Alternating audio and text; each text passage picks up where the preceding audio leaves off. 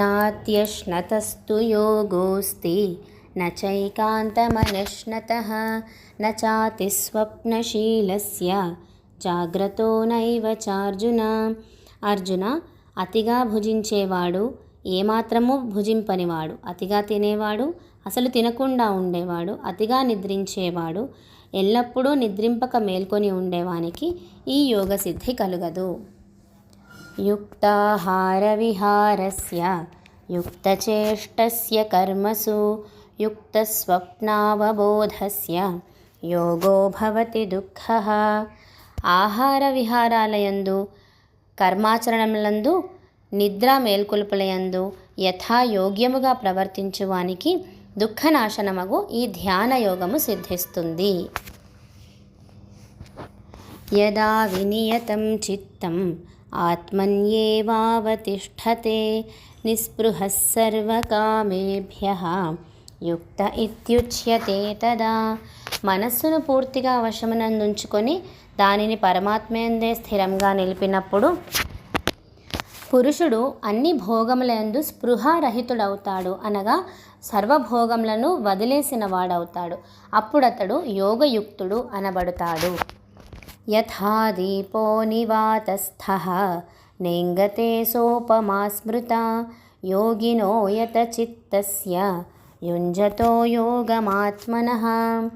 వాయువు ప్రసారము లేని చోట, అనగా గాలి లేని చోట నిశ్చలముగా ఉండే దీపం వలె యోగికి వశమయ్యున్న మనస్సు పరమాత్మ ధ్యానమున నిమగ్నమైనప్పుడు నిర్వికారంగా నిశ్చలముగా పరమాత్మయందే స్థిరంగా ఉంటుంది. యత్రో పరమతే చిత్తం నిరుద్ధం యోగ సేవయా యత్ర చైవాత్మనాత్మానం పశ్యన్నాత్మని తుష్యతి. ధ్యానయోగ సాధన వల్ల నిగ్రహింపబడిన మనస్సు పరమాత్మను ధ్యానించుట ద్వారా పవిత్రమైన సూక్ష్మబుద్ధితో ఆ భగవాన్ని సాక్షాత్కరింపచేసుకొని యోగి ఆ సచ్చిదానంద ఘన పరమాత్మయందే సంతుష్టుడగుతాడు, అనగా తృప్తి పొందుతాడు. సుఖమాత్యంతికం యత్తత్ బుద్ధిగ్రాహ్యమతీంద్రియం వేత్తి యత్ర న చైవాయం స్థితశ్చలతి తత్వతః. బ్రహ్మానందానుభవము ఇంద్రియాలకు అతీతమైనది. అది పవిత్రమైన సూక్ష్మబుద్ధి ద్వారా మాత్రమే గ్రహించగలిగినది. ఆ బ్రహ్మానందమును అనుభవించుచు దానియందే స్థిరంగా ఉన్న యోగి పరమాత్మ స్వరూపం నుండి ఏమాత్రము విచలితుడు కాలేడు.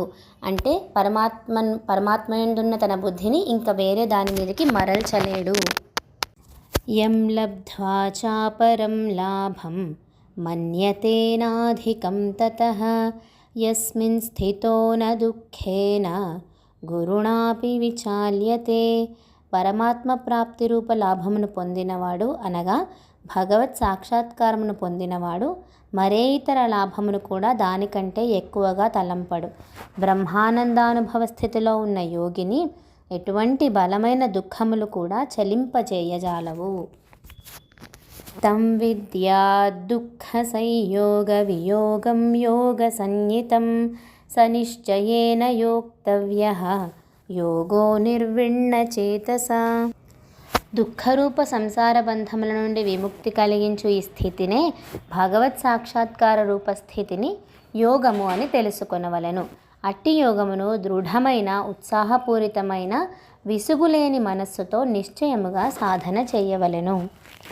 సంకల్ప ప్రభవాన్ కామాన్ త్యక్త్వా సర్వాన్ శేషతః మనసైవేంద్రియగ్రామం వినియమ్య సమంతతః.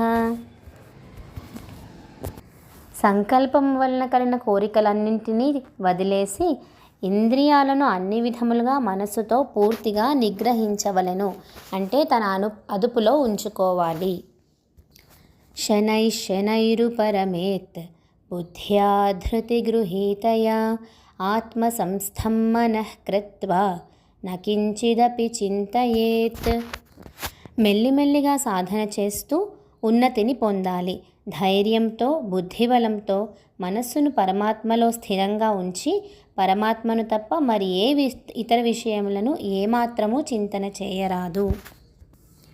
యతో యతో నిశ్చరతి మనశ్చంచలమస్థిరం తతస్తతో నియమ్యైతత్ ఆత్మన్యేవ వశం నయేత్.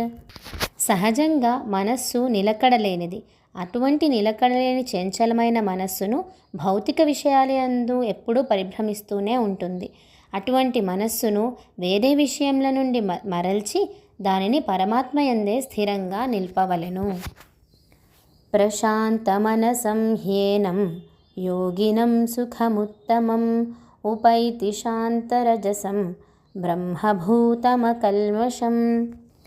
ప్రశాంతమైన మనస్సు కలవాడు పాపరహితుడు, రజోగుణము శాంతమైనవాడు అనగా ప్రాపంచిక విషయ భోగాలయందు విషయ కార్యములందు ఆసక్తి తొలగిపోయినవాడు సచ్చిదానంద ఘన పరమాత్మయందు ఏకీభావ స్థితిని పొందినవాడు అగు యోగి బ్రహ్మానందమును పొందుతాడు.